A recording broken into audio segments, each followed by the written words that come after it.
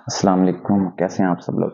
हाँ जी, इस वीडियो में हम बात करेंगे एक अफसोसनाक वाक़ये के मतलब, जो आप सब लोग जान तो चुके होंगे। जो कुछ दिन पहले हुआ, बिलाल पाशा जो बन्नू कंटोनमेंट के सीईओ थे, वो ड्यू टू हार्ट अटैक वफ़ात पा गए थे। सबसे पहले ये दुआ कि अल्लाह ताला उनके दर्जात बुलंद अता फरमाए, उनके पेरेंट्स को ये हौसला दे कि ये बोझ वो बर्दाश्त करें, क्योंकि किसी भी पेरेंट्स के लिए एक जवान बेटे का जनाजा उठाना बिल्कुल भी ईज़ी नहीं होता। बाकी ये अल्लाह ताला उन्हें हिम्मत दे कि ये मुश्किल फ़ेज़ गुज़ार जाएँ, क्योंकि जिस तरह के हालात जा रहे हैं, कोई भी किसी का साथ नहीं देता और जिस तरह उनके वालिद साहब भी इतने ज़ईफ़ हो चुके हैं। हाँ जी, तो फिर आ जाते हैं हम दूसरे साइड पे कि ये क्यों हो रहा है कि सीएसएस ऑफ़िसर बन के, या फिर बिलाल पाशा के अलावा 16 से 17 लोग ऐसे हैं पहले भी जो सुसाइड कर चुके हैं, या मेजॉरिटी रिज़ाइन दे के जा चुकी है। ये एक तरह से आप कह लें कि ये हमारे सिस्टम के मुँह पे तमाचा है कि उन लोगों ने अपना वक़्त दिया, अपनी ज़िंदगी दी, इतना हार्ड वर्क दे के वो इस पोज़ीशन पे पहुँचते हैं, और हम लोगों को शायद कदर नहीं होती कि इतना कोई बंदा मेहनत करके आ रहा है, और हम उन्हें इतना प्रेशराइज़ करते हैं या तंग आके वो खुद को कुछ कर लेते हैं या छोड़ के चले जाते हैं। ये पड़ी है तुम्हारी कुर्सी, हम जा रहे हैं, हमने नहीं काम करना।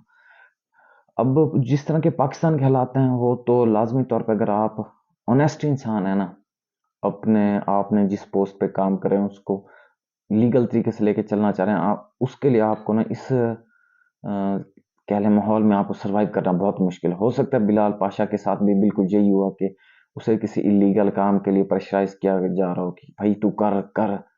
उसने नहीं किया होगा, लाज़मी तौर पे एक हद से ज़्यादा जब प्रेशराइज़ आता है, तो हो सकता है वो अल्लाह का बंदा नहीं सस्टेन कर सका होगा, और इतने डिप्रेशन में जाके प्रेशराइज़ लेके हार्ट अटैक होके कहानी खत्म हो गई। तो अब बिल्कुल इस तरह के एक सीएसएस ऑफिसर पहले भी था, वो था गैर मुस्लिम। मुझे वो पर्सनली वो बंदा बहुत पसंद है, क्योंकि उस बंदे ने एक टाइम पे आके हमारे जो गंदा सिस्टम है ना, उसे एक्सपोज़ कर दिया था। आपके मुल्क का कोई एक डिपार्टमेंट भी ऐसा नहीं है जो करप्ट ना हो और जो अवाम को लूट ना रहा हो। ए से ज़ेड तक ना हर चीज़ करप्ट है। आपका पुलिस, आपकी कस्टम हो गया, आपकी अदालत, और बाकी भी जो मेन इदारे हैं, आर्मी देख लें, जो एस्टेब्लिशमेंट हो गया, जहाँ तक जो चीज़ भी आप उठाएँगे ना, इल्लीगल हर चीज़ चल रहा होगा, कुछ भी ठीक नहीं है। अब मैं बात कर रहा था पहले आशिर अज़ीम की, ठीक है? वो एक नॉन मुस्लिम था, ठीक है?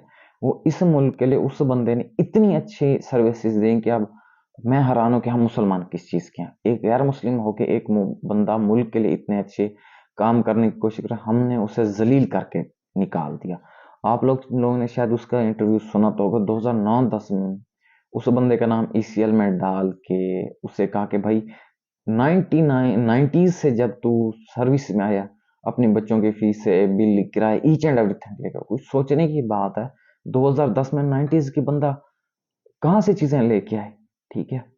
तो अब वो कह रहा है कि यार मैं खुद परेशान हो गया था, मगर करूँ करूँ तो मैं क्या करूँ? कहता है मगर मैंने एक चीज़ सोची थी कि मैंने खुद को क्लियर कराना है।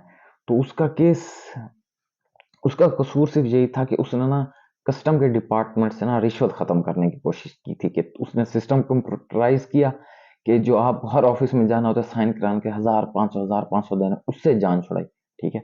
उसका सिला ये मिला कि एट द एंड उस पे शायद एक कोई कंटेनर था, शायद आईएसआई का था या कोई आर्मी से रिलेटेड था, कि कराची की पोर्ट से पेशावर जा रहा था, ये वहाँ उसे ना कुछ फ़ील हुआ कि यहाँ कुछ गड़बड़ है। तो उसने वहाँ से उसको इन्वेस्टिगेट करना शुरू किया, तो वो खुद कहता है कि वहाँ से मुझ पे आईएसआई की तरफ से कुछ केस वगैरह दायर हुआ, और जब इन्वेस्टिगेशन शुरू हुई, तो उससे पूछा गया, आप भाई हमारे मुल्क का डाटा दूसरे मुल्कों को दे रहे हो।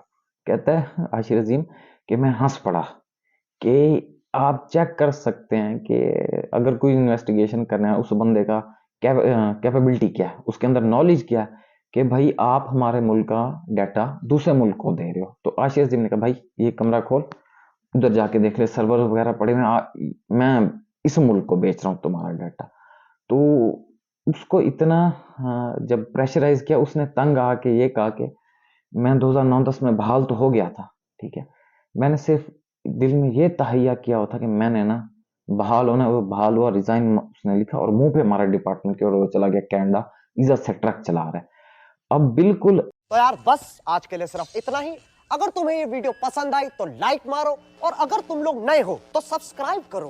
वो जो लाल वाला बटन है उस पे अपनी खट्टी गोली फेंक के मारो या फिर गाड़ी चढ़ा दो, मुझे नहीं पता, बस क्लिक हो जाना चाहिए।